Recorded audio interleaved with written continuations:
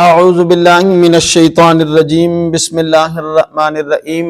نماز کے داخلی فرائض میں سے تیسرا فرض ہے جو قرات، اس کے ضروری مسائل لے کر ہم کلپ نمبر 25 لے کر آپ کی بارگاہ میں کیا ہیں حاضر ہیں۔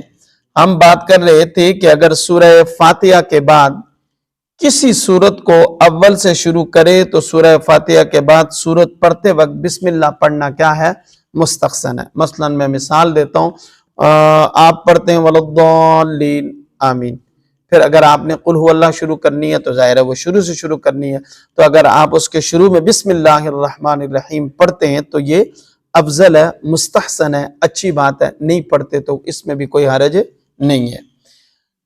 اعوذ باللہ جو ہے یہ صرف پہلی رکعت میں ہے، اور بسم اللہ ہر رکعت کے شروع میں جب آپ کھڑے ہوں گے تو بسم اللہ پڑھنا کیا ہے مسنون ہے، سنت مبارکہ ہے۔ رد المختار کے اندر یہ بات جو ہے وہ موجود ہے۔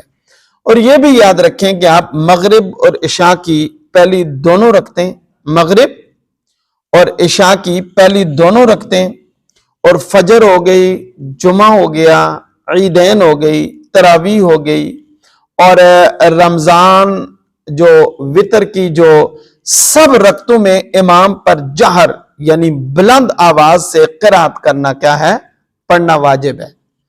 اگر بلند آواز میں قرات نہیں کرے گا تو واجب کا امام تارک ہوگا۔ اسی طریقے سے مغرب کی جو تیسری رکعت ہے، عشاء کی آخری 2 رکعت، ظہر اور عصر کی تمام رکعتوں میں امام کا آہستہ آواز میں قرات کرنا کیا ہے واجب ہے۔ اب جہر کے معنی کیا ہیں اور جو ہے وہ سر کے معنی کیا ہیں؟ جہر کے یہ معنی ہے کہ دوسرے لوگ یعنی کم از کم وہ لوگ جو پہلی صف میں ہیں وہ سن سکیں، یہ ادنا درجہ قرات کا ہے کہ کم از کم پہلی صف کے لوگ جو ہیں وہ امام کی قرات کو جو ہے وہ سن سکیں، اور اعلیٰ درجے کی کوئی حد مقرر نہیں کی گئی ہے۔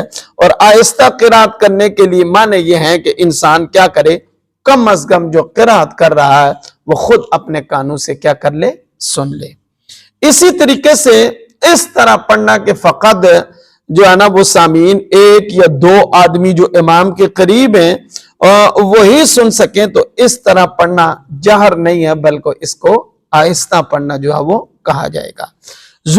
ضرورت سے زیادہ اس قدر بلند آواز میں چیخ چیخ کر پڑھنا جو دوسروں کے لیے باعث تکلیف ہو، جو دوسروں کے لیے تکلیف کا باعث بنے، یہ مکروہ ہے۔ اس چیز سے جو ہے وہ اجتناب کرنا چاہیے۔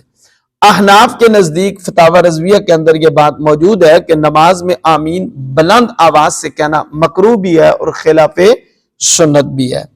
رات میں انسان اگر کوئی بندہ رات میں، یہ میں اپنے پاس سے بات نہیں کر رہا، یہ در مختار کے اندر موجود ہے کہ رات میں جماعت سے نفل پڑھنے میں امام پر جہر سے قرات پڑھنا کیا ہے واجب ہے۔ دن میں نفل پڑھتے وقت کوشش کرے کہ آہستہ پڑھنا کیا ہے واجب ہے۔ رات کے نوافل اگر انسان تنہا پڑھتا ہے تو اختیار ہے، چاہے آہستہ پڑھے چاہے جو ہے وہ بلند آواز میں پڑھے، یہ بھی در مختار کے اندر کیا ہے موجود ہے۔ منفرد اکیلا یعنی اکیلے نماز پڑھنے والے کو جہری نماز کون سی ہے؟ فجر ہو گئی، مغرب ہو گئی، عشاء میں اختیار ہے، اکیلا پڑھ رہا ہے نا، چاہے تو آہستہ قرات پڑھے اور چاہے تو بلند آواز میں جو ہے نا وہ پڑھے، لیکن افضل یہی ہے کہ بلند آواز میں جہر آواز میں اگر وہ پڑھے جبکہ وہ ادا پڑھتا ہو، اگر قضا پڑھتا ہو تو پھر وہ بلند آواز سے نہیں پڑھے گا بلکہ اس کا آہستہ قرات کرنا کیا ہے واجب ہے۔ یہ انشاءاللہ العزیز یہ تھے کلپ نمبر 25۔ انشاءاللہ کلپ نمبر 26 میں ضروری مسائل لے کر ہم حاضر ہوں گے، تب تک کے لیے اللہ حافظ۔